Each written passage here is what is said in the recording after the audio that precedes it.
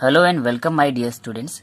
It is the next video lesson of animal kingdom and आज के इस video lesson में हम नेक्स्ट फाइलम को कवर करने वाले हैं, दैट इज़ फाइलम मोलस्का। सो इस वीडियो में हम फाइलम मोलस्का के सारे साइलेंट फीचर्स को पढ़ने वाले हैं। सो ये वीडियो बहुत इंटरेस्टिंग होने वाला है, सो बहुत पेशेंटली और इसे ध्यान से देखिएगा।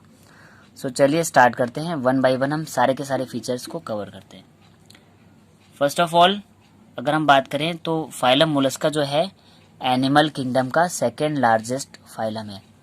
इसके पहले जो हमने फाइलम अर्थ्रोपोडा पढ़ा था, जहाँ पे हम बात कर रहे थे इंसेक्ट की, वो एनिमल किंगडम का सबसे बड़ा फाइलम था। उसके बाद जो सेकेंड लार्जेस्ट फाइलम है दैट इज़ फाइलम मोलस्का, यानी कि अर्थ्रोपोडा के बाद एनिमल किंगडम का सबसे बड़ा फाइलम है phylum Mollusca, which include soft bodied and shelled animal. यानी कि मोलस्का में ऐसे एनिमल्स आएंगे जिनकी बॉडी तो सॉफ्ट होगी बट बाहर से उनमें एक सॉलिड सी शेल प्रेजेंट होगी, यानी कि एक टाइट सी हार्ड सी कवरिंग प्रेजेंट होगी। हैबिटेट की बात करें सो दे आर एक्वेटिक, मैराइन और फ्रेश वाटर बोथ और टेरेस्ट्रियल, यानी कि ये बेसिकली एक्वेटिक होते हैं, यानी कि पानी में पाए जाने होंगे, और ये मैराइन और फ्रेश वाटर दोनों कंडीशन में देखने को मिलते हैं, यानी कि नॉर्मल फ्रेश वाटर में भी होंगे और खारे पानी में भी देखने को मिलेंगे, और मे बी टेरेस्ट्रियल भी हो सकते हैं, यानी कि ज़मीन पर भी ये प्रेजेंट होते हैं। अब कुछ इंपॉर्टेंट पॉइंट जो नीट के पर्पज से इंपॉर्टेंट हैं, like study of mollusc is known as malacology. तो साइंस में, बायोलॉजी में जहाँ पर हम मोलस्क की स्टडी को करते हैं उसे हम मैलेकोलॉजी बोलते हैं। And the study of shells of mollusc is known as conchology. Conchology important है, पूछा जाता है, यानी कि अगर हम मोलस्क की स्टडी कर रहे हैं तो हम उसे बोलते हैं मैलेकोलॉजी और मोलेकोलॉजी, और साथ में अगर हम उनकी शेल की स्टडी करें तो उसे बोलते हैं कॉन्कोलॉजी। तो मोलेकोलॉजी और कॉन्कोलॉजी ये दोनों इंपॉर्टेंट पॉइंट हैं। अब बात कर लेते हैं हम इनकी बॉडी की सिमेट्री की, यानी कि इनकी बॉडी की सिमेट्री क्या है, ये किस पैटर्न पे इनकी बॉडी की ऑर्गेनाइजेशन बनी हुई है। So they are bilaterally symmetrical, triploblastic and coelomate, यानी कि इनकी बॉडी की जो सिमेट्री है वो बायलैटरल है, यानी कि बॉडी को एक बीच से डिवाइड करें तो लेफ्ट और राइट इक्वल हाफ में डिवाइड किया जा सकता है। कहीं कहीं पे एसिमेट्रिकल भी ये हो सकते हैं, क्योंकि इनकी जो बॉडी होती है थोड़ी सी स्पाइरल होती है, तो कभी कभी बायलैटरल सिमेट्री भी नहीं देखने को मिलती है। ट्रिप्लोब्लास्टिक का मतलब है यहाँ पे तीनों जर्म लेयर होंगी, यानी कि एक्टोडर्म, इंडोडर्म और मीजोडर्म, तीनों की तीनों प्रेजेंट होगी। एंड सीलोमेट, यानी कि यहाँ पर सीलोम भी प्रेजेंट होगी। And with organ system level of organisation, यानी इनकी बॉडी के अंदर कंप्लीट ऑर्गन सिस्टम देखने को मिलेंगे, like digestive system, respiratory system, circulatory system, nervous system, etcetera etcetera etcetera. तो यहाँ पर कई सारे ऑर्गन सिस्टम हमको देखने को मिलेंगे। तो इनकी जो बॉडी का जो ऑर्गेनाइजेशन है वो organ system level of organisation है। Now body is unsegmented and covered with calcareous shell, यानी कि बॉडी में कोई भी डिवीजन नहीं होता है, कोई भी सिगमेंट नहीं होते हैं, और ये बॉडी एक हार्ड कैल्केरियस शेल से बनी होती है।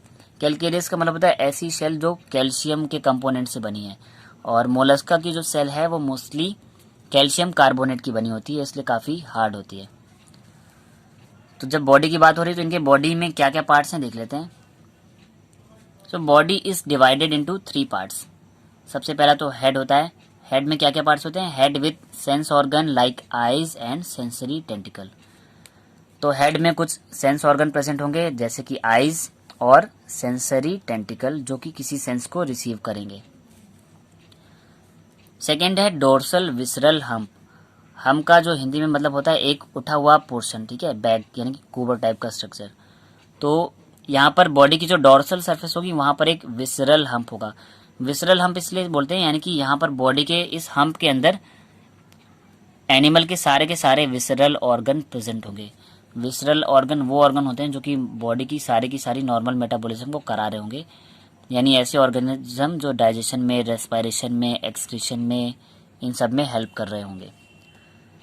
तो बॉडी की डोर्सल सरफेस पे होंगे visceral hump, containing all visceral organs of the body, यानी कि इसी विसरल हम्प के अंदर बॉडी के सारे विसरल ऑर्गन्स आ जाएंगे जो कि बॉडी की नॉर्मल मेटाबॉलिज्म को करा रहे होंगे। Third point is ventral muscular foot for locomotion. Dorsal surface पे होगा विसरल हम्प और वेंट्रल सरफेस पर कुछ मस्कुलर फूट होंगे जो कि लोकोमोशन में यानी कि इनके मूवमेंट में हेल्प करेंगे एक जगह से दूसरी जगह पर पहुंचने में।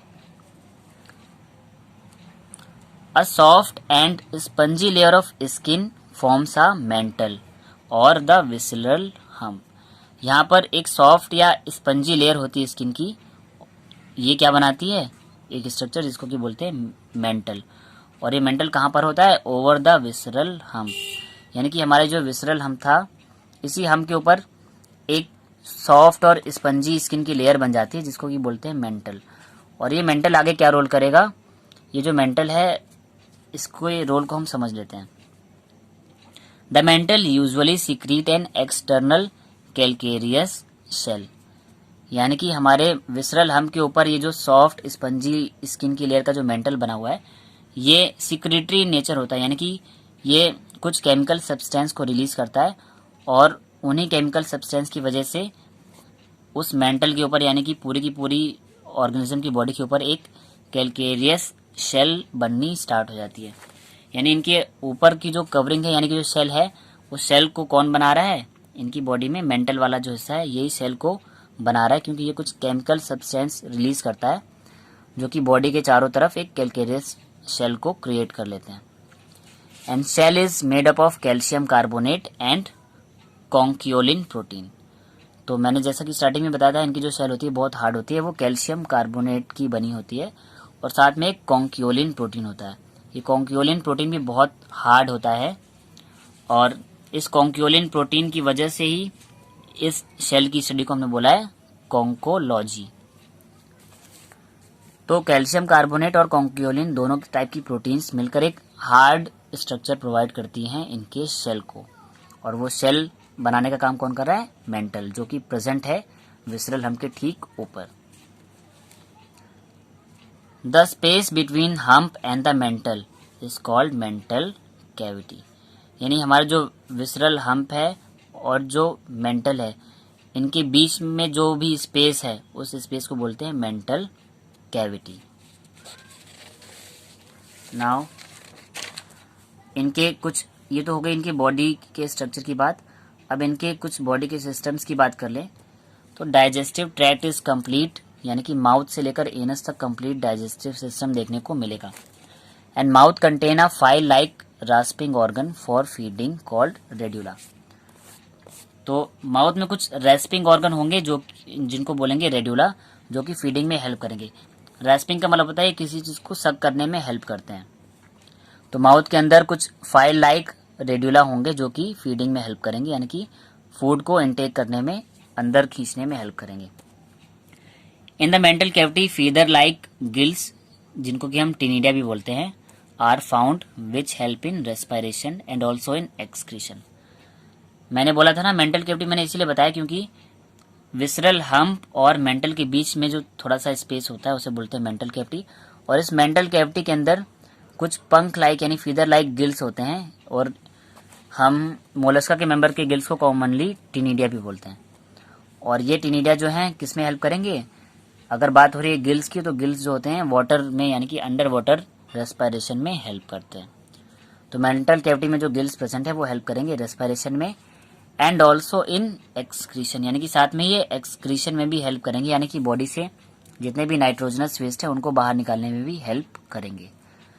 और एक्सक्रीशन में एक और ऑर्गन होता है जिसको बोलते हैं ऑर्गन ऑफ बोजेनस। तो ये भी फाइलम मोलस्का में पाया जाता है, ऑर्गन ऑफ बोजेनस, जो कि एक्सक्रीशन में हेल्प करता है। अब बात कर लें इनके सर्कुलेटरी सिस्टम की, तो circulatory system is open type, यानी कि यहाँ पे कोई भी कैपिलरीज नहीं होंगी, ब्लड जो है डायरेक्टली किसी सेल या टिश्यू में ओपन हो रहा होगा। Now blood usually has a copper containing respiratory pigment haemocyanin. तो यहाँ पर नॉर्मल ह्यूमन बींग्स में हीमोग्लोबिन होता है जिसमें आयरन कंटेन होता है, और आयरन की वजह से ह्यूमन ब्लड या अदर मैमल्स का जो ब्लड का कलर होता है वो रेड होता है। बट यहाँ पर मोलस्का के जो मेंबर्स होते हैं इनमें जो ब्लड पिगमेंट होता है वो होता है हीमोसाइनिन, और ये कॉपर कंटेनिंग पिगमेंट होता है, यानी कि यहाँ पर जो हमारा एलिमेंट होगा वो होगा कॉपर, और इस कॉपर की वजह से इनके जो ब्लड का कलर होता है वो ब्लू या ग्रीन कलर का होता है, यानी कि लाइट ग्रीन या लाइट ब्लूइश कलर का इनका ब्लड होता है, और कहीं कहीं पे ट्रांसपेरेंट कलर भी हमको देखने को मिलता है ब्लड का। नर्वस सिस्टम की बात करें तो nervous system carries 3 to 4 pair of ganglia, यानी कि यहाँ पे नर्व गैंग्लिया होंगी करीब 3 से 4 पेयर। अब इनके बॉडी की रिप्रोडक्टिव पार्ट्स की बात करें तो they are usually dioecious. Dioecious का मैंने मतलब बताया था, यानी कि 2 बॉडियां होंगी, मीन्स मेल बॉडी अलग होगी और फीमेल बॉडी अलग होगी, यानी कि ये यूनिसेक्सुअल होंगे, एक बॉडी में एक सेक्स होगा, यानी कि मेल कैंडिडेट अलग होगा यहाँ पर, फीमेल कैंडिडेट अलग होगा। ओवीपेरस हैं, यानी कि ये एग प्रोड्यूस करेंगे, यानी कि अंडे देने वाले कैटेगरी में आ जाएंगे। एंड फर्टिलाइजेशन में बी इंटरनल और एक्सटर्नल, यहाँ पर जो फर्टिलाइजेशन है इंटरनल और एक्सटर्नल दोनों टाइप का देखने को मिला है, यानी कि बॉडी के अंदर भी हो सकता है और बॉडी के बाहर भी फर्टिलाइजेशन हो सकता है। बात करें इनके डेवलपमेंट की तो इनका जो डेवलपमेंट है वो मोस्टली इनडायरेक्ट देखने को मिला है, यानी कि यहाँ पर एक लार्वल स्टेज देखने को मिलेगी। और फाइलम मोलस्का के मेंबर में सबसे कॉमन लार्वा है ट्रोकोफोर लार्वा, जो कि पाइला का लार्वा होता है, और ये इनका फाइलम मोलस्का का बहुत कॉमन लार्वा है, जो कि एग्जाम्स में कई बार पूछा भी जाता है। तो अगर आपसे पूछा जाए write the name of larva of phylum mollusca, then आप लिख सकते हैं trochophore larva. So exam purpose से ये ट्रोकोफोर लार्वा इंपॉर्टेंट है। अब कुछ फीचर्स तो हमने कवर कर लिए, अब कुछ एग्जाम्पल्स देख लेते हैं फाइलम मोलस्का के। तो लाइक पाइला, यानी कि जिसको बोलते हैं एप्पल स्नेल, जिसे नॉर्मली आप शंख बोलते हो, शंख वाला कीड़ा, जो कि हम लोग नॉर्मल देखते हैं समुद्र वगैरह में या नदी के किनारे, तो इसे हम पाइला ही बोलते हैं। ये एप्पल स्नेल इसलिए क्योंकि ये एप्पल की शेप में इसकी बॉडी ट्विस्टेड की तरह होती है, इस तरह से। सेकेंड है हमारा पिंकटाडा, जिसको बोलते हैं पर्ल ओइस्टर। सीपिया, सीपिया यानी कि जो सीप होती है जिसमें से मोती निकलता है, इसे हम कटल फिश भी बोलते हैं। लोलिगो, यानी कि कुछ स्क्विड्स। ऑक्टोपस, ऑक्टोपस को हम कॉमनली डेविल फिश भी बोलते हैं। तो ये कुछ एग्जाम्पल्स से हमारे फाइलम मोलस्का के। सो आई होप आपको फाइलम मोलस्का के सारे साइलेंट फीचर समझ आ गए होंगे। सो ये वीडियो आपको कैसा लगा प्लीज़ कमेंट करके बताएं, एंड अगर ये वीडियो आपको समझ आया तो इसे लाइक करें एंड सभी स्टूडेंट्स तक शेयर करें, ताकि बाकी स्टूडेंट्स भी अपने डाउट्स को क्लियर कर पाएँ। एंड चैनल को सब्सक्राइब कर लें एंड बेल आइकन भी प्रेस कर लें, ताकि आने वाले वीडियोस के नोटिफिकेशन आपको प्रॉपरली मिलते रहें। Thanks my dear student. And अगर लास्ट वीडियो आपने मिस कर दिया है, जहाँ पर मैंने largest phylum of animal kingdom यानी कि फाइलम अर्थ्रोपोडा को डिस्कस किया था, तो डिस्क्रिप्शन बॉक्स पर दिए गए लिंक पर क्लिक करके आप फाइलम अर्थ्रोपोडा वाले वीडियो को भी देख सकते हैं। Thanks my dear student.